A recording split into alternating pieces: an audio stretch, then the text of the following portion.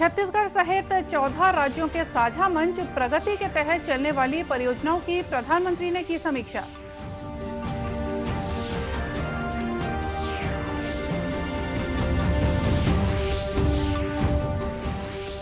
केंद्रीय श्रम मंत्री ने आज नई दिल्ली में असंगठित कामगारों के राष्ट्रीय डेटाबेस ई श्रम पोर्टल का किया शुभारंभ।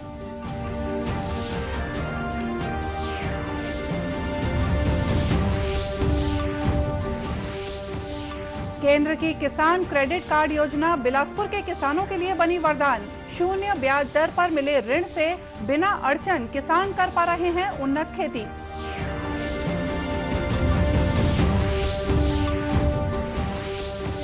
और आजादी के अमृत महोत्सव के तहत बस्तर, दुर्ग और रायगढ़ जिले के गांव में लोक कलाकार दे रहे हैं प्रस्तुतियां।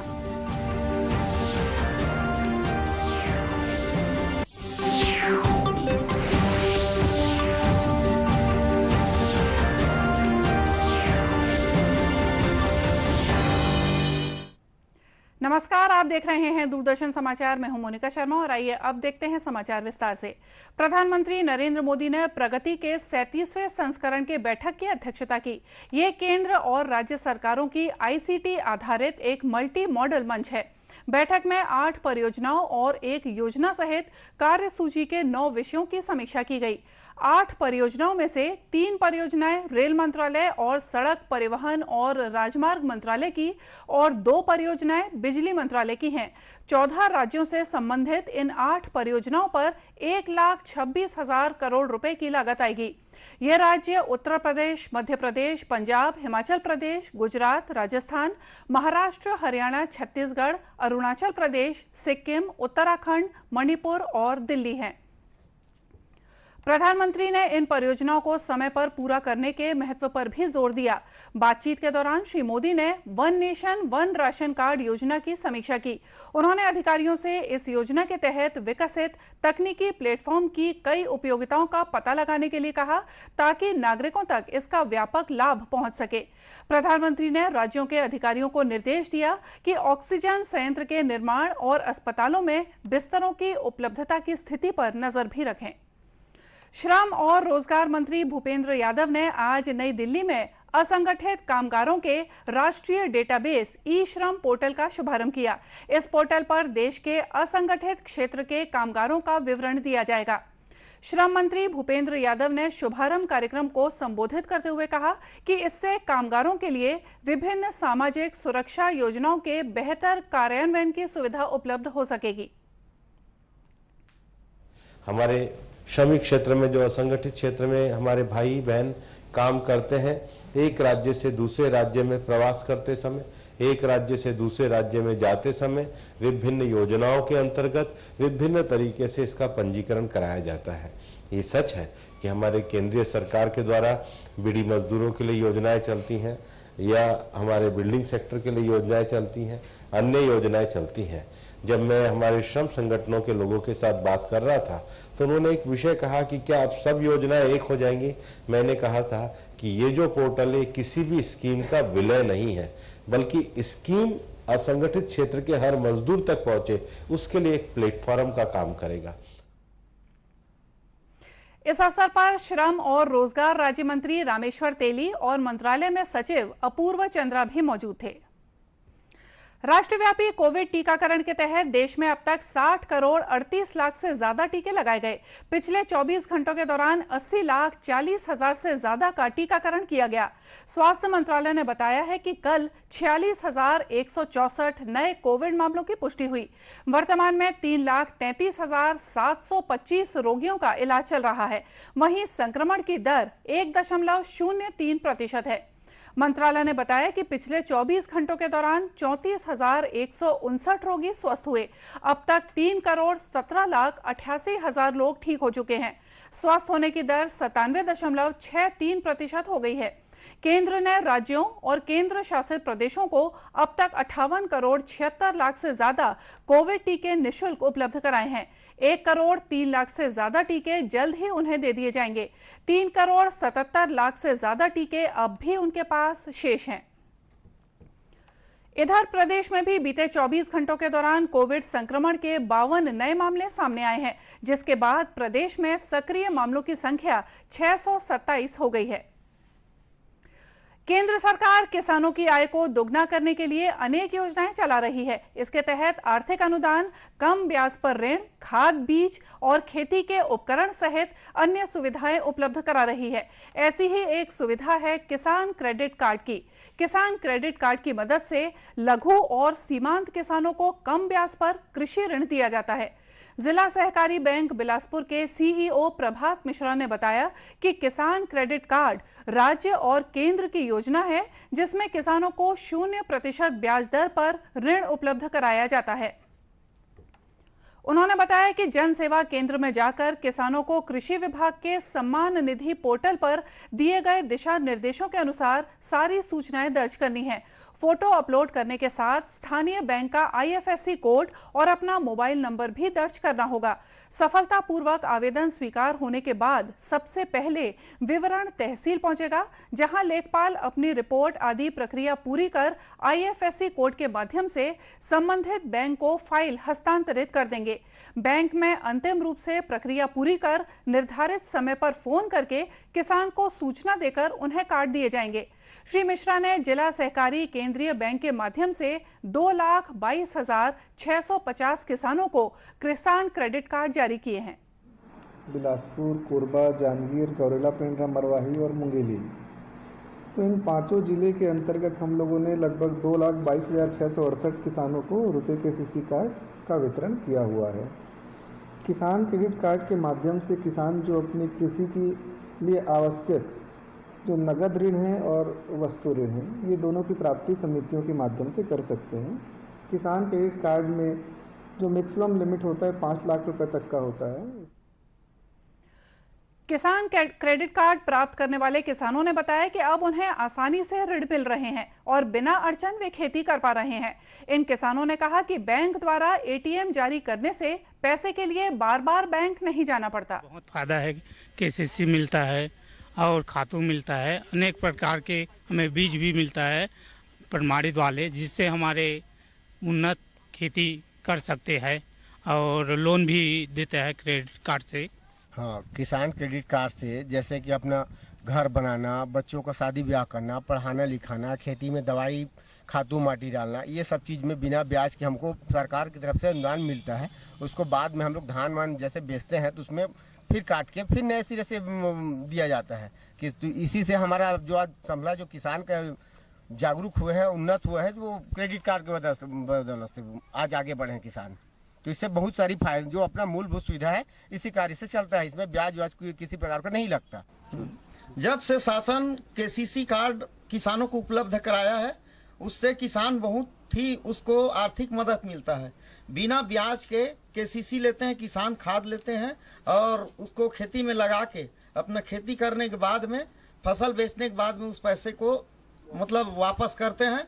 इससे किसानों को बहुत ही लाभ होता है। नहीं तो व्यापारियों के पास से 5% 10% में ब्याज में लेके किसान दब जाता था। वो सब सहूलियत हुआ है। ये किसान की बहुत अच्छी कदम है।